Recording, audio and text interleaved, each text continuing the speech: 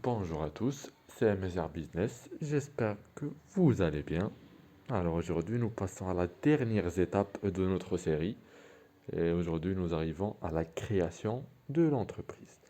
En effet, après avoir défini le projet, la forme juridique et le business plan, maintenant nous devons découvrir la procédure administrative pour créer notre entreprise.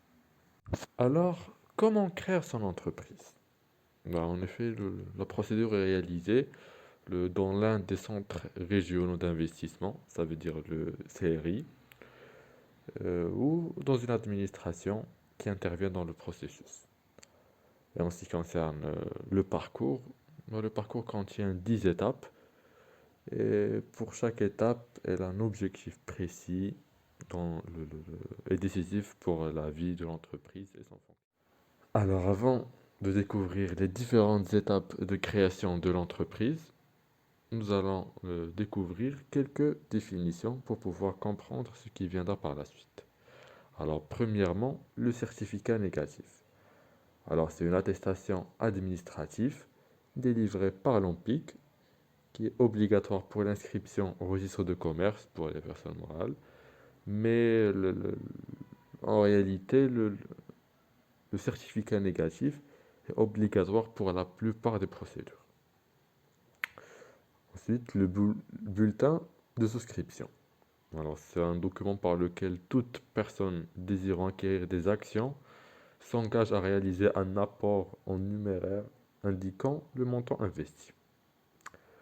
Alors, la taxe professionnelle ou la patente, comme je disais avant, alors c'est l'impôt s'appliquant à toute personne morale ou physique exerçant une activité professionnelle sur le territoire marocain.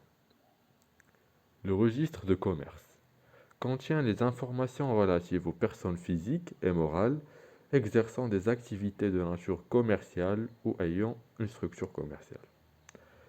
L'acte notarié et sous signe privé contient les informations relatives aux personnes physiques et morales exerçant des activités de nature commerciale ou ayant une structure commerciale.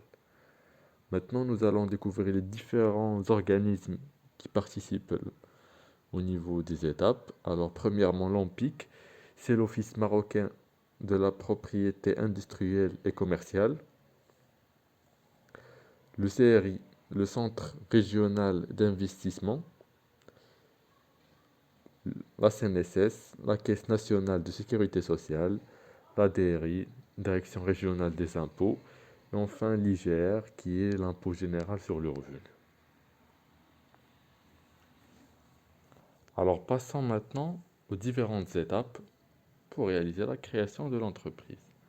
Premièrement, réaliser une demande d'un certificat négatif, rédaction des statuts, l'établissement des bulletins de souscription, l'établissement de la déclaration de la souscription et de versement, ensuite le blocage des fonds.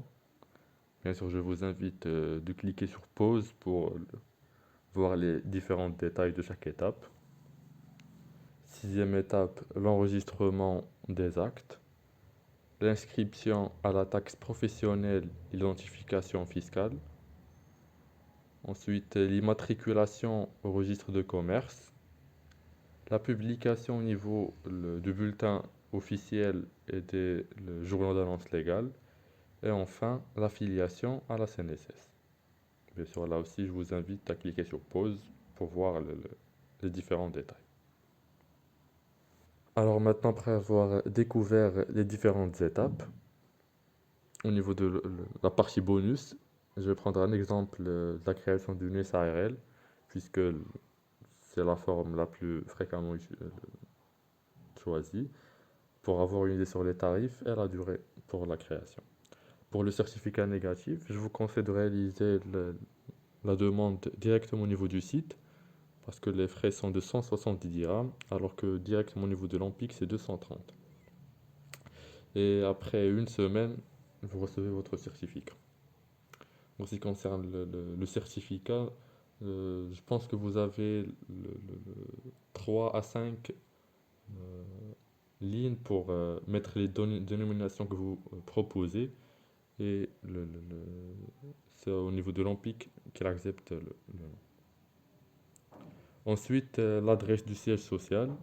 Alors, si vous êtes propriétaire, là, vous devez amener le titre de propriété. Si il s'agit d'une location, vous devez amener le contrat de bail plus photocopie du certificat de propriété du propriétaire.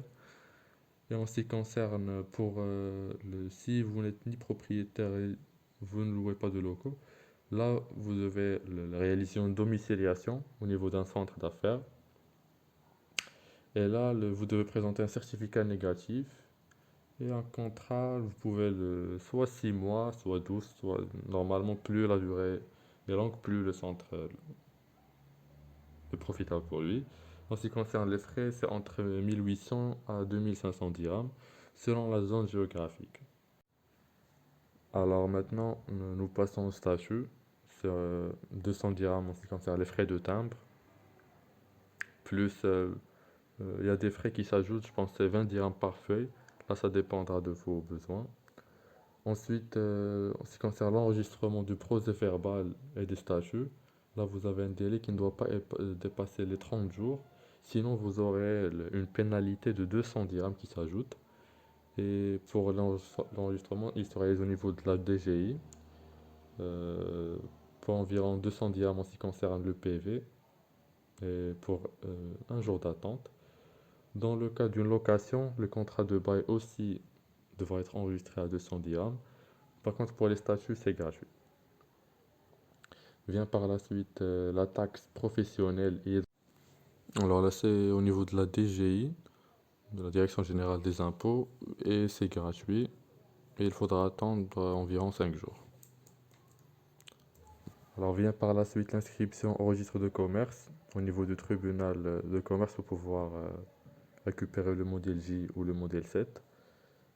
Ça a des frais de 150 dirhams. Ensuite, l'inscription à la CNSS, là c'est complètement gratuit. Et enfin, pour la publication sur le bulletin officiel, c'est à environ 450 dirhams pour le bulletin officiel et le 350 dirhams pour les journaux d'annonce légale, parce que vient par la suite les frais pour pouvoir recevoir le journal, le bulletin directement sur l'adresse que vous allez citer. Et ce qui nous fait au total des frais entre 1500 à 2000 dirhams. Et ce que je vous conseille personnellement, c'est de réaliser la création auprès du centre régional d'investissement, puisqu'il y a au niveau du centre des bureaux, par exemple le bureau qui représente l'Empik, le bureau qui représente la CNSS, etc. Du coup, ça facilite toute la procédure. Ensuite, pour finir, j'ai quelques conseils à vous présenter. Alors, juste pour être juridiquement clean, il est préférable de se déclarer à l'inspection de travail, ainsi que d'assurer son entreprise pour les risques. Et là, c'est pas obligatoire, mais il est préférable de s'inscrire au niveau de la chambre de commerce pour être contacté pour les événements et séminaires. En plus de cela, le nom de l'entreprise ainsi que les services ou ce que vous proposez ou vous réalisez sera indiqué sur la liste de la chambre de commerce. Et là, c'est intéressant pour les entreprises qui souhaitent être contactées par les entreprises étrangères. Vient par la suite le site d'Amalcom. Ça, là, c'est pour les déclarations pour la CNSS, juste directement au niveau du web. Et enfin, téléservice pour les déclarations d'impôts. Je vous remercie d'avoir visionné toute la vidéo. Alors, au niveau de la fiche de description, vous aurez les différents sites que vous pourrez consulter, ainsi que les différentes fiches qu'on a traitées au préalable. Vous pourrez télécharger ou remplir.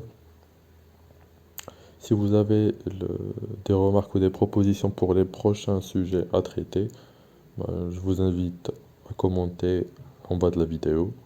Sinon, vous pourrez nous suivre sur Instagram et de vous abonner sur la chaîne YouTube pour pouvoir suivre nos prochains vidéo ainsi que le prochain thème.